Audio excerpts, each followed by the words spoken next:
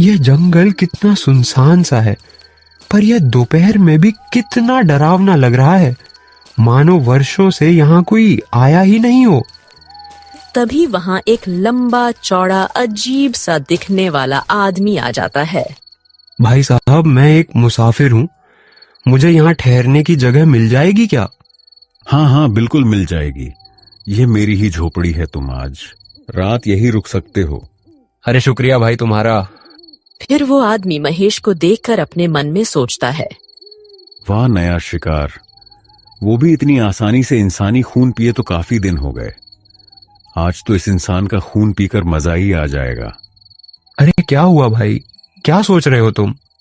अरे अरे कुछ नहीं, तुम्हें देखकर ऐसा लगता है कि तुम काफी देर से चल रहे हो, इसलिए तुम बहुत थक चुके हो। इसीलिए तुम थोड़ी देर मेरी झोपड़ी में आराम करो, मैं तुम्हारे लिए कुछ खाने पीने का बंदोबस्त करता हूँ। यह आदमी तो बड़ा ही अजीब सा है, और यह इस जंगल में अकेला कैसे रहता है? जरूर दाल में कुछ ना कुछ काला है, मैं एक बार इसका पीछा करके देखता हूँ।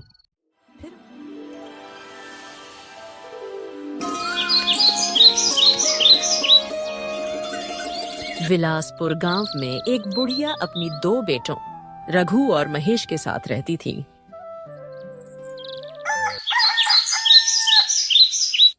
महेश बेटा, मैं तुझे कितने दिन से कह रही हूँ, मेरी दवाइयाँ खत्म हो गई हैं। अरे माँ, आप तो ऐसे कह रही हो जैसे मैं दिन भर फालतू बैठा रहता हूँ।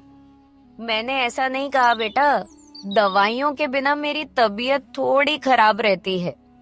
घर में केवल मैं ही नहीं हूँ, आपका छोटा बेटा रघु भी है, आप उससे क्यों नहीं कहती हो? बेटा महेश, तुम्हें तो पता ही है रघु के पास पैसे नहीं रहते।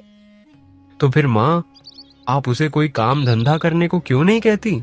मैं तो उससे बोल बोल कर थक चुका हूँ। रघु तुम्हारा छोटा भाई है, उसके पास इतने पैसे नहीं है कि कोई काम धंधा कर सके। और तुम ये मत भूलो, तुम्हारे पिता के जाने से पहले सारा कारोबार तुम्हें ही सिखा कर गए हैं। वो इसीलिए कि मैं उनका कारोबार संभाल सकता था, और उन्होंने मुझे कारोबार सौंप कर कोई एहसान नहीं किया है। कारोबार चलाने में कितनी मुसीबत का सामना करना पड़ता है, आपको कुछ पता भी है क्या माँ? इतना बोलकर महेश वहाँ से चला गया। वह बूढ़ी माँ बेचारी बैठकर रोने लगी। तभी थोड़ी देर में महेश की पत्नी रिंकी वहाँ आ गई। माँ जी, आपकी आँखों से जरा जरा सी बातों में गंगा जमुना बहने लगती है। बहू, तुम तो जानती ही हो, बिना दवाई लिए मेरा शरीर चलता नहीं है, मेरी तबीयत ठीक नहीं रहती। मैं काफी दिनों से महेश को दवाई लाने को बोल रही हूँ। दवाइयाँ फ्री की नहीं आती माँ जी, पैसों की आती है। आपका छोटा बेटा भी तो है, आप उससे अपनी जरूरत का सामान क्यों नहीं मांगती? बेचारी बुढ़िया ने रिंकी की बात का कोई जवाब नहीं दिया। फिर ऐसे ही कुछ दिन बीत जाते हैं। एक दिन महेश अपने भाई रघु से झगड़ा कर रहा था। तभी वहाँ माँ आ जाती है। मेरी समझ में नहीं आता महेश, आखिर तुम्हें रघु से क्या समस्या है? तुम हर छोटी छोटी बात पर बेचारे रघु से झगड़ा करते रहते हो। हाँ हाँ माँ, तुम तो रघु का ही पक्ष लोगी, क्योंकि ये आपका लाडला बेटा जो है। ऐसी बात नहीं है बेटा, मैं जितना प्यार रघु से करती हूँ उतना ही प्यार मैं तुमसे भी करती हूँ। मेरी ये समझ नहीं आता कि तुम अपने भाई के साथ ऐसा क्यों कर रहे हो। झूठ मत बोलो माँ, सच तो ये है कि आप हमेशा से मुझसे ज्यादा प्यार रघु से ही करती आई हो। आप हमेशा रघु का पक्ष लेती हो। आप रघु की बड़ी से बड़ी गलती को ऐसे माफ कर देती हो जैसे उसने कोई गलती ही ना की हो, बल्कि कोई महान कार्य किया हो। अपने बड़े भाई और अपनी माँ की बहस को रघु काफी देर से सुन रहा था, तो वह महेश की ओर देखकर बोला, ऐसी बात नहीं है भैया, जब मैं कोई गलती करता हूँ तो माँ मुझे भी डांटती है। लेकिन मेरे यह समझ में नहीं आ रहा कि आखिर आपको मुझसे इतनी दिक्कत क्यों है। आखिर मैं आपका छोटा भाई हूँ और आपको माँ से इस तरह बात करने का कोई हक नहीं है। हाँ हाँ पता है, सारे हक तो माँ ने तुम्हें ही दे रखे हैं, कामना काज का, दुश्मन अनाज का। ऐसा नहीं है, कि भैया मैं कोई काम करना नहीं चाहता। मैं आपसे कब से भिखारी की तरह पैसे मांग रहा हूँ और आप मुझे बार बार टाल रहे हो। पैसे मेहनत से कमाए जाते हैं, अनपढ़ कहीं के। चुप रहो रघु। क्या मैंने तुम्हें यही सिखाया है कि तुम अपने बड़े भाई से ऐसे बात करो? नहीं नहीं माँ, मैं भैया से कोई बदतमीजी से बात नहीं कर रहा हूँ। मैं बस अपने अधिकारों की ही बात कर रहा हूँ। रघु की ऐसी बातें सुनकर महेश को गुस्सा आ जाता है। अरे तू कौन से अधिकारों की बात कर रहा है? थोड़े दिनों पहले तूने ही एक कागज पर अंगूठा लगाया था और उस कागज में साफ साफ लिखा था कि तू अपनी मर्जी से सारे जमीन मेरे नाम कर रहा है। भैया आपने वह मुझसे धोखे से लगवाया है। अरे रघु, जिसे तुम धोखा कहते हो उसे चालाकी कहते हैं। तभी बूढ़ी माँ महेश की ओर देखकर बोली, बेटा, मुझे तुझसे यह उम्मीद नहीं थी। तेरे पिता तुझ पर कितना भरोसा करते थे। तू बड़ा था, इसलिए तुझे सारा कारोबार समझाया और सिखाया। मैं कहना तो नहीं चाहता माँ, लेकिन अब मुझे बोलना ही पड़ेगा। अब मैं तुम्हारी और रघु की शक्ल अपने घर में 1 मिनट भी बर्दाश्त नहीं कर सकता। इसके पहले मैं आप दोनों को धक्के देकर बाहर निकालूं। तुम दोनों खुद अपने आप मेरे घर से बाहर चले जाओ। फिर रघु अपनी माँ को लेकर उस घर से बाहर निकल गया। वह गांव के पीछे की तरफ एक झोपड़े बनाकर रहने लगा। फिर ऐसे ही कुछ दिन बीत जाते हैं। माँ, अब तो रामू काका ने भी राशन देने से मना कर दिया है। वह पैसे मांग रहे हैं और मुझे कोई काम भी नहीं दे रहा। माँ, क्या करूं मैं? बेटा, अब एक ही रास्ता है। तुम अपने बड़े भाई महेश के पास जाओ और उससे कुछ पैसे उधार ले आओ। हो सकता है अब उसका दिल पिघल गया हो और वो तुम्हें कुछ पैसे दे दे। और अगर वह तुम्हें पैसे उधार ना दे तो उसे बोल देना कि माँ ने तुम्हें एक जरूरी बात करने के लिए बुलाया है। माँ तुम्हें कुछ बताना चाहती है। फिर रघु महेश से पैसे उधार लेने के लिए उसके पास जाता है।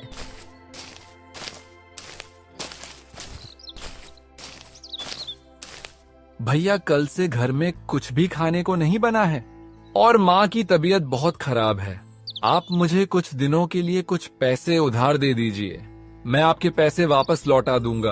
अरे तो मैं क्या तुझे खजाने का मालिक नजर आता हूँ जो तू मुंह उठाकर यहाँ चला आया? भाग जा यहाँ से, मेरे पास कुछ नहीं है तेरे लिए। और तू वापस क्या सोचकर आ गया जब मैंने तुझे और माँ को यहाँ से बाहर निकाल दिया था? अब मेरा तुम दोनों के साथ कोई रिश्ता नहीं है। भाग जा यहाँ से। ऐसा मत कीजिए भैया, कम से कम आप माँ का तो सोचिए। उनका ख्याल रखना आपकी भी जिम्मेदारी है। कम से कम आप उनकी दवाई और उनके खाने के लिए तो पैसे दे दीजिए। तू मुझे एक बात बता, काम चोरी तू करे और तेरे खर्चे सारे मैं उठाऊं? ना बाबा, ना, ये मुझसे नहीं होगा। मेरे पास तेरे ऊपर लुटाने के लिए फालतू के पैसे नहीं है। मैं कामचोर नहीं हूँ भैया, कोई मजदूरी ही नहीं मिल रही। मैं तो आधे पैसों में भी काम करने को तैयार हूँ, पर कोई काम ही नहीं देता। भगवान के लिए आप मेरी कुछ मदद कर दीजिए भैया। लगता है तू ऐसे नहीं मानेगा, तुझे तेरी औकात याद दिलानी पड़ेगी। ठीक है भैया, आप मुझे पैसे उधार मत दीजिए, लेकिन माँ ने आपको बुलाया था। माँ आपको कोई जरूरी बात बताना चाहती है तो आप मेरे साथ चलिए। मुझे माँ की कोई जरूरी बात नहीं सुनना। तू चुपचाप यहाँ से चला जा, वरना मैं तुझे धक्के देकर यहाँ से निकाल दूंगा। अपने बड़े भाई की ऐसी बात सुनकर रघु थोड़ा उदास हो जाता है और वहाँ से चला जाता है। अरे आपको रघु के साथ माँ के पास जाना चाहिए था। माँ पता नहीं कौन सी जरूरी बात बताना चाहती है। अरे ये सब इन दोनों का नाटक है। तुम क्या इन्हें जानती नहीं हो क्या? हो सकता है माँ जमीन जायदाद की कोई बात करना चाहती हो, इसीलिए आप जाइए। रिंकी के कहने पर महेश रघु के पीछे पीछे जाने लगता है। बेटा, हम भूखे रह लेंगे, गरीबी में गुजारा कर लेंगे। मैं बिन दवाई के भी रह लूंगी, लेकिन आज के बाद तुम महेश से बिल्कुल भी बात मत करना। मुझे उससे ऐसी उम्मीद नहीं थी। मैंने सोचा था कि अब तक उसे अपनी गलती का एहसास हो गया होगा, लेकिन अभी भी उसका घमंड चूर नहीं हुआ। आप तो रह लोगी माँ, पर मुझसे आपकी यह हालत देखी नहीं जाती। कितनी कोशिश करता हूँ कि कोई मजदूरी मिल जाए, पर मुझे कोई काम ही नहीं देता। माँ, रोज थक हार कर घर आ जाता हूँ, और जब मैं आपको ऐसी हालत में देखता हूँ तो मेरा दिल बहुत दुखता है माँ। जानती हूँ मैं, तू मेहनत करने से पीछे नहीं हटता। तेरा मन भी सच्चा है। उस महेश की तरह तेरे मन में लालच नहीं है। शायद तू वह कर सकता है जो आज तक कोई और नहीं कर पाया। क्या मतलब माँ? मैं क्या कर सकता हूँ? मुझे कुछ समझ नहीं आया मेरी बात। ध्यान से सुनो बेटा, दीवारों के भी कान होते हैं, इसलिए किसी को भी यह बात पता नहीं चलनी चाहिए, और महेश को तो अब बिल्कुल भी नहीं। यह सुन रघु भी चौंक गया। वही बाहर से खड़ा खड़ा सुन रहा महेश गुस्से में भर गया। अच्छा, मुझसे छुपा लो, मुझे लेकिन सब पता चल जाएगा। पर ऐसा भी क्या है जो मान मुझे नहीं बताना चाहती? खैर, सुनता हूँ मैं इनकी बात ध्यान से। तेरे दादा खुद के जमाने में बहुत अमीर थे, इतना ज्यादा कि यह समझ लो कि सोने चांदी के सिक्कों की बोरियां भरी रहती थी। और फिर क्या हुआ, और एक दिन अचानक उनके साथ पता नहीं क्या हुआ कि उन्होंने अपना सारा धन एक खुफिया जगह पर छुपा दिया। ऐसा उन्होंने क्यों किया, यह आज तक कोई नहीं जान पाया। वह मरते मरते तेरे पिताजी को गुप्त धन के बारे में बता कर गए थे। फिर तेरे पिताजी भी अपना कारोबार बढ़ाने के लिए उस धन की तलाश में निकल पड़े। उसके बाद वो उस धन को ना तो ला पाए और ना ही खुद जिंदा वापस आ पाए। पर पिताजी मर कैसे गए, और अब वह धन कहाँ पर है? अपने गांव के पास जो रामपुर गांव है, उसी गांव के खतरनाक जंगल में एक गुफा के अंदर है। यह सुनकर रघु बहुत खुश हो जाता है।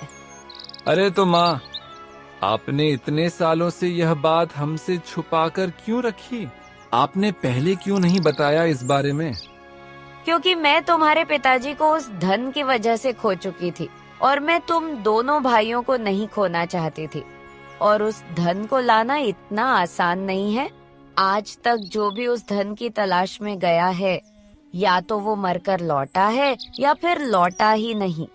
पर मुझे ऐसा लगता है कि तुम वो धन ला सकते हो। अगर ऐसा होता है तो हमें कभी भी उस घमंडी महेश के सामने हाथ नहीं फैलाने पड़ेंगे। और मैं इस धन के बारे में तुम दोनों को बताना चाहती थी, लेकिन महेश अपने घमंड की वजह से नहीं आया। कोई बात नहीं, ठीक है माँ, मैं यहाँ से 2 दिन बाद निकल जाऊंगा। उससे पहले मैं आपके खाने पीने का थोड़ा इंतजाम करूंगा। उसके बाद ही मैं यहाँ से जाऊंगा। बेटा हो तो तेरे जैसा, जो खुद से पहले मेरे बारे में सोचता है। और बाहर से यह सब सुनकर महेश हंस पड़ा। हाथ तो तुम्हें मेरे सामने फैलाना ही पड़ेगा, क्योंकि रघु तो 2 दिन बाद जाएगा। मैं रघु से पहले ही वो धन ले आऊंगा।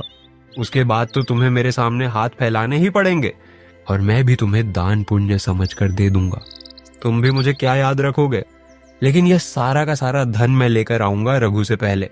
वह सारा धन मेरा होगा। फिर महेश वहां से अपने घर चला जाता है। घर पहुंचकर महेश सारी बात अपनी पत्नी रिंकी को बता देता है। देखिए जी, पता नहीं क्यों मन बहुत बेचैन सा हो रहा है। हमारे पास जितना धन है, मैं उतने में ही खुश हूँ। आज आप कहीं मत जाइए। अरे भाग्यवान, धन दौलत जितनी भी होती है उतनी कम होती है। आज तो मैं नहीं रुकूंगा। तू समझा ले अपने मन को। ठीक है, चल, अब मैं चलता हूँ। इतना बोलकर महेश वहां से चला जाता है। धन तो मुझे भी बहुत प्यारा है, लेकिन आज अचानक मेरे पता नहीं क्या हो रहा है। मुझे बहुत अजीब सा डर लग रहा है। हे भगवान, उनकी रक्षा करना। एक तरफ रघु जंगल से लकड़ियां काटकर गांव में बेच रहा था और अपनी माँ के लिए खाने पीने का बंदोबस्त कर रहा था, और उधर महेश गुप्त धन की तलाश में उस जंगल में पहुंच जाता है। यह जंगल कितना सुनसान सा है, पर यह दोपहर में भी कितना डरावना लग रहा है, मानो वर्षों से यहाँ कोई आया ही नहीं हो। फिर महेश आगे चलता रहता है और महेश को चलते चलते रात हो जाती है। मैं सुबह से इस जंगल में चलता ही जा रहा हूँ, पर इस जंगल से बाहर नहीं निकल पा रहा हूँ और अब तो बहुत थक भी गया हूँ। अरे वो क्या, वहां तो रोशनी नजर आ रही है। लगता है वहां कोई रुकने की जगह होगी। आज रात में वहीं रुक जाता हूँ। ऐसा कहकर महेश उस झोपड़ी के पास जाता है और झोपड़ी के अंदर देखने लगता है। तभी वहां एक लंबा चौड़ा अजीब सा दिखने वाला आदमी आ जाता है। भाई साहब, मैं एक मुसाफिर हूँ, मुझे यहाँ ठहरने की जगह मिल जाएगी क्या? हाँ हाँ, बिल्कुल मिल जाएगी। ये मेरी ही झोपड़ी है, तुम आज रात यही रुक सकते हो। अरे शुक्रिया भाई तुम्हारा। फिर वो आदमी महेश को देखकर अपने मन में सोचता है, वाह नया शिकार, वो भी इतनी आसानी से इंसानी खून पिए तो काफी दिन हो गए। आज तो इस इंसान का खून पीकर मजा ही आ जाएगा। अरे क्या हुआ भाई, क्या सोच रहे हो तुम? अरे अरे कुछ नहीं, तुम्हें देखकर ऐसा लगता है कि तुम काफी देर से चल रहे हो, इसलिए तुम बहुत थक चुके हो। इसीलिए तुम थोड़ी देर मेरी झोपड़ी में आराम करो, मैं तुम्हारे लिए कुछ खाने पीने का बंदोबस्त करता हूँ। ऐसा कहकर वो आदमी वहां से चला जाता है। यह आदमी तो बड़ा ही अजीब सा है, और यह इस जंगल में अकेला कैसे रहता है? जरूर दाल में कुछ ना कुछ काला है। मैं एक बार इसका पीछा करके देखता हूँ। फिर महेश उसका पीछा करने लगता है। तभी महेश ने जो देखा उसे देख महेश के होश उड़ जाते हैं। ये क्या, इसने तो इतना बड़ा जानवर पकड़ के उसका खून पी लिया। ये तो एक आदमखोर है। मुझे यहाँ से भागना होगा, वरना ये मेरा भी खून पी जाएगा। यह देख महेश डरकर वहां से सरपट भाग जाता है और देखते ही देखते वो जंगल पार कर लेता है और एक गुफा के सामने पहुंच जाता है। जंगल तो पार हो गया लगता है। ये वही गुफा है जिसके बारे में माँ ने बताया था। जरूर धन इसी गुफा में होगा, मुझे अंदर जाना चाहिए। फिर महेश गुफा में चला जाता है, लेकिन गुफा में जाते ही उसके सामने दो रास्ते आ जाते हैं। यहाँ तो दो रास्ते हैं, एक में पूरा अंधेरा है और एक रास्ते में उजाला आ रहा है। जरूर गुप्त धन उजाले वाले रास्ते में ही होगा। ऐसा सोचकर महेश उजाले वाले रास्ते में चला जाता है, लेकिन तभी वह एक कुएं में गिर जाता है। ये क्या हो गया, मैं तो इस कुएं में गिर गया। यहाँ तो मुझे कोई बचाने वाला भी नहीं है। हे भगवान, मेरी मदद करो। महेश लगातार चिल्लाता रहा। 2 दिन ऐसे ही बीत गए और सुरेश भूख प्यास के कारण तड़पने लगता है, पर उसे बचाने वहां कोई नहीं आया। अब तो उसकी हालत बहुत खराब होती जा रही थी और उधर रघु अपनी माँ के खाने पीने का बंदोबस्त करके अपने सफर के लिए निकल गया। चलते चलते वह उसी जंगल में पहुंच गया। मेरे एक बात समझ में नहीं आ रही। मुझे यहाँ सुबह से चलते चलते रात हो गई, लेकिन रास्ते में मुझे कोई भी नहीं मिला। अरे वह क्या, वहां से रोशनी आ रही है। जरूर वहां कोई ना कोई होगा। फिर रघु उस झोपड़ी के पास जाता है। तभी वहां वो आदमखोर आ जाता है। सुनो भाई, मुझे जंगल से बाहर निकलने का रास्ता नहीं मिल रहा। क्या तुम मेरी मदद कर सकते हो? तुम इंसान मुझे मूर्ख समझते हो ना। 2 दिन पहले भी एक इंसान ने मुझे चकमा दिया था और यहां से भाग गया। क्या तुम उसे ही ढूंढने आए हो? लेकिन अब मैं तुम्हें उसे नहीं ढूंढने दूंगा। अब मैं तुम्हारा खून पीकर मेरी प्यास बुझाऊं।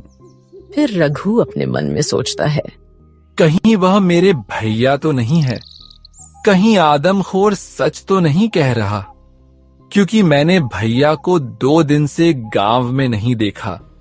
कहीं भैया मेरी और माँ की बातें सुन लिए हो और यहाँ गुप्त धन की खोज करने आ गए हो।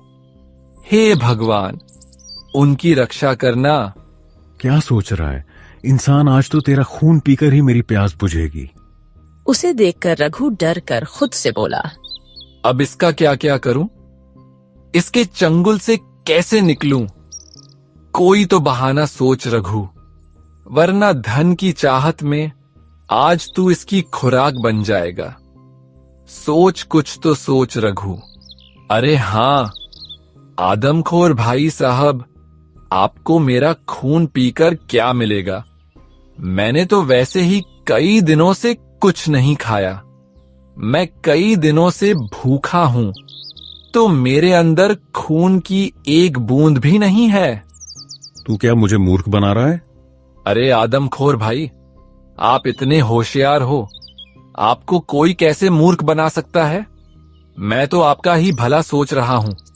मैं तो यह कह रहा था कि मैं जंगल से कुछ फल फूल तोड़कर खा लेता हूं ताकि मेरा खून बन जाए, फिर आप मेरा खून पी लेना। मैं तो वैसे ही मेरी जिंदगी से बहुत परेशान हूं, कम से कम आपका तो पेट भर जाएगा। इस तरह रघु आदमखोर को अपनी बातों में फंसा लेता है। ठीक है, पर थोड़ा जल्दी आना, मुझे बहुत प्यास लग रही है। फिर रघु वहां से सरपट भाग लेता है। वो भी भागते भागते उस गुफा के सामने पहुंच जाता है। उस आदमखोर से तो बच गया। अब मुझे महेश भैया और गुप्त धन को ढूंढना है। लगता है यह वही गुफा है जिसके बारे में मां ने बताया था। जरूर गुप्त धन इसी गुफा के अंदर होगा। फिर रघु उस गुफा में चला जाता है। दो रास्ते, एक से उजाला आ रहा है और एक में अंधेरा है। जीवन में हमेशा अंधकार के बाद ही उजाला आता है, तो मुझे इस अंधेरे वाले रास्ते पर जाना चाहिए। रघु उस अंधेरे रास्ते पर चला जाता है और थोड़ा आगे चलते ही उस रास्ते में उजाला हो जाता है और चलते चलते रघु एक बाबा के पास पहुंच जाता है। वहां एक बाबा ध्यान लगाए बैठे थे। बाबा आप कौन हैं? तभी बाबा अपनी आंखें खोलते हैं।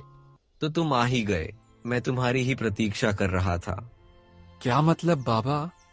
मैं समझा नहीं। मैं तो यहाँ गुप्त धन की खोज करने आया हूँ। मैं सब जानता हूँ बेटा, वही धन जो तेरे दादाजी ने छुपाया था। लेकिन बाबा आपको कैसे पता कि मेरे दादाजी ने कोई गुप्त धन छुपाया था? काफी वर्षों पहले की बात है।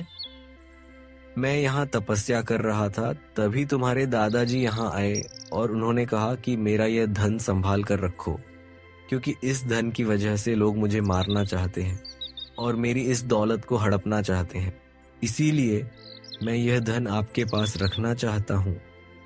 अगर कभी भी मेरे अंश या मेरे परिवार को इसकी जरूरत सच्चे मन से हुई, तो वह मुश्किल रास्ते तय करके वह यहाँ तक पहुँच जाएगा, और किसी के मन में लालच आया तो वह यहाँ तक कभी नहीं पहुँच पाएगा, और उसके बाद से ही यह धन मेरे पास है।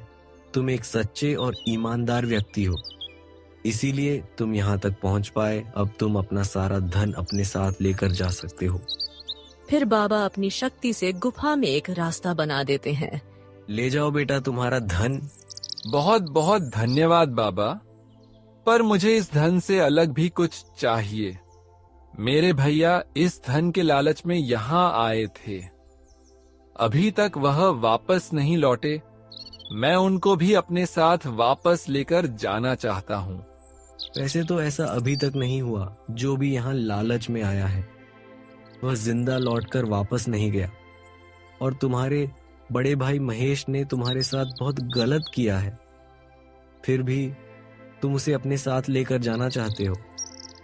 भाई के प्रति ऐसा प्रेम देखकर मैं तुमसे बहुत खुश हुआ।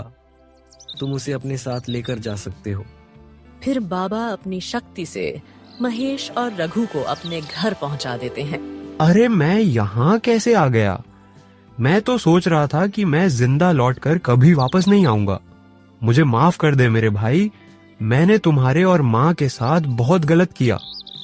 जब तुम मेरे पास मदद मांगने आए तो मैंने तुम्हें वहां से भी भगा दिया। माँ को भी भला बुरा कहा, फिर भी तुमने मेरी जान बचाई। तुम मुझे माफ कर दो मेरे भाई। आज से अपन सब साथ ही रहेंगे अब। अरे आप मेरे बड़े भाई हो, आपको अपनी गलती का एहसास हो गया। मेरे लिए इतना ही काफी है। माँ, मैं आपसे भी माफी मांगता हूँ। मुझे माफ कर दो माँ। कोई बात नहीं बेटा, मेरे दोनों बेटे सही सलामत लौट आए। एक माँ के लिए इससे बड़ी खुशी की बात क्या हो सकती है। तो दोस्तों, कहानी पसंद आई तो कहानी को लाइक, शेयर एंड कमेंट कीजिए और हमारे चैनल को सब्सक्राइब कीजिए। Thanks for watching.